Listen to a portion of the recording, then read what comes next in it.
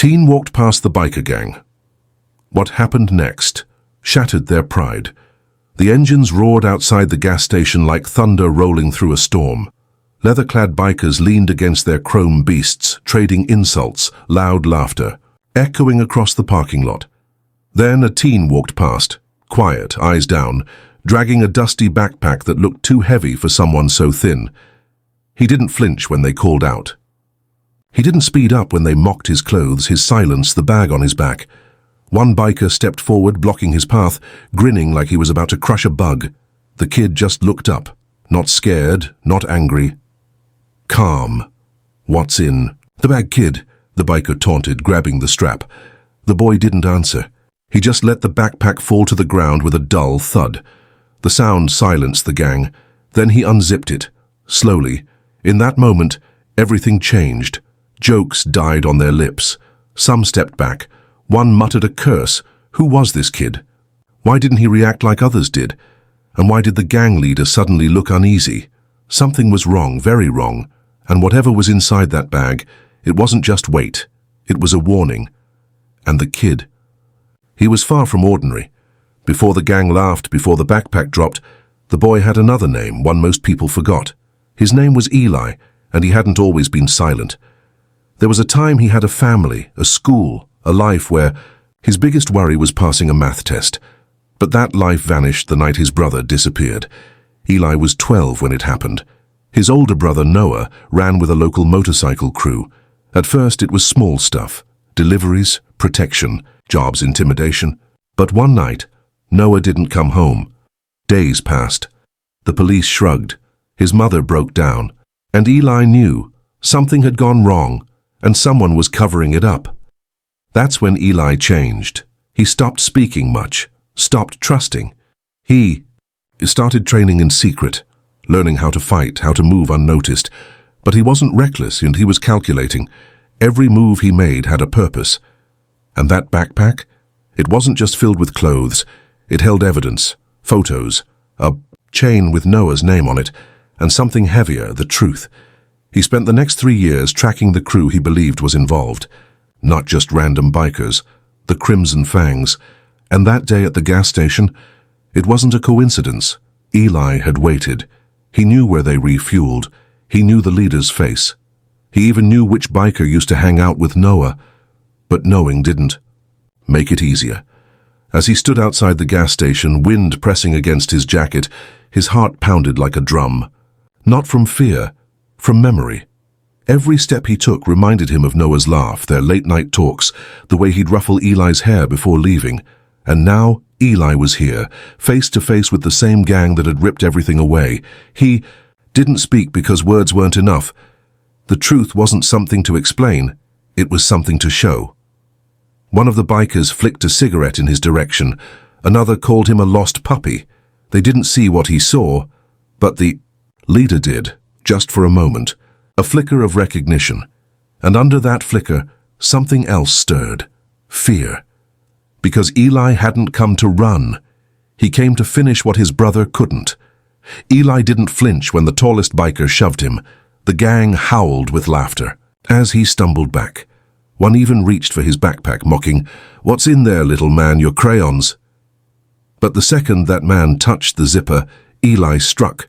Fast, precise. A single move dropped the biker to his knees, gasping for air. Laughter stopped. Tension snapped tight. The gang circled, stunned. Some drew knives. One cracked his knuckles and stepped forward, eyes full of violence. But Eli didn't back down. He slowly unzipped the backpack and pulled out something that silenced the whole lot. Noah's Crimson Fangs cut, blood-stained and torn. And then he said it. The first word in years, just one. "Why?" The leader froze. For a moment the mask dropped. His face twitched with something Eli couldn't place. Regret? Guilt? But then he straightened and scoffed. "Kid, you don't know what you're messing with." But Eli did. He'd found the old clubhouse buried in woods, the hidden burn pile behind it, and Noah's broken phone under layers of ash. His mind had replayed every clue for years. And now he stood in front of the men who left. His brother for dead. Just as Eli stepped forward, ready for the fight, headlights pierced the dusk. A black van skidded to a stop. The doors flew open, and out stepped a woman in a leather jacket with the Crimson Fang symbol scratched out. "Eli, stop!" she shouted. He froze. It was Maya, Noah's old girlfriend, the one who vanished after the funeral. She looked different, tougher, older, but the fire in her eyes was the same. "They lied to you," she said. "It wasn't the gang, it was one man, the one standing behind you." Eli turned, the biker who had egged the others on, the one who had touched his backpack, now had a knife to Maya's back. "I told you we should have burned everything," the man hissed. "But you had to play hero." Eli's heart dropped. The betrayal hit like a thunderclap. It wasn't the gang, it wasn't the leader. It was one man working from the shadows. And Maya, she wasn't running, she was investigating too. They'd both spent years chasing the truth from opposite ends. Now surrounded by enemies, lies unraveling. And a blade at Maya's back, Eli had to choose. Fight blindly, or trust someone who once left without a word. The real battle wasn't just fists and fury. It was about finally seeing who had twisted the truth and who had died trying to protect it. Eli's hands trembled, not from fear, but rage barely held in check. The biker behind Maya pressed the blade tighter against her skin. One wrong move, and she was gone. The rest of the gang hovered, unsure, watching their brother threaten a woman and a kid with murder in his eyes. Eli had waited years for this moment, for revenge. Every nightmare, every sleepless night staring at his brother's empty bed, led here. But now, with truth cracked wide open, things weren't so simple. Maya met his eyes. "He wants you to lose control. Don't give him that." Eli blinked. He saw it then. The fear behind the biker's cruelty. The panic of secrets exposed. This wasn't power, this was desperation. He dropped his backpack, slowly stepped forward. The gang tensed, but Eli wasn't reaching for a weapon. He was looking. Straight at the man with the blade. "You killed my brother, you burned his body, you made it look like a gang hit." The biker's face twisted. "And no one cared, kid. You think they ever will?" But Eli didn't flinch. "They will now." With one fast movement, he tapped his wristwatch. The red light blinked, recording live. Every word had been streamed. To the cops, to the press, to the internet. The biker froze and Maya moved. She ducked low, drove her elbow into his gut, twisted the knife from his grip, and brought him to the ground in one fluid motion. Gasps broke. Out from the gang. Some stepped back.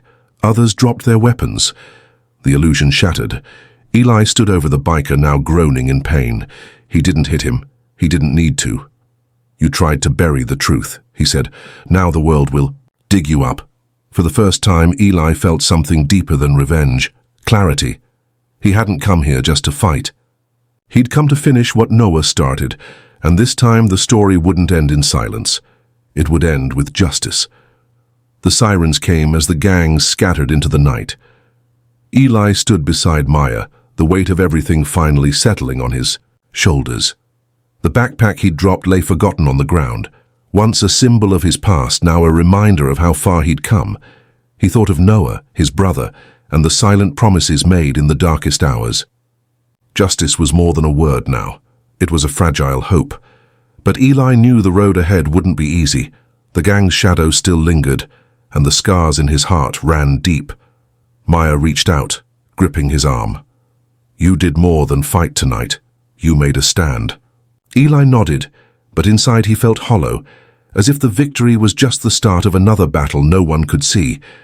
As dawn cracked the sky, the city stirred awake, unaware of the night's quiet war and the boy who had risen from its ashes. Eli looked down at his empty hands, and for a moment he let himself believe the fight was over.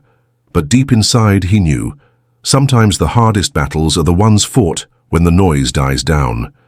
And those fights don't end with a knockout. They only begin.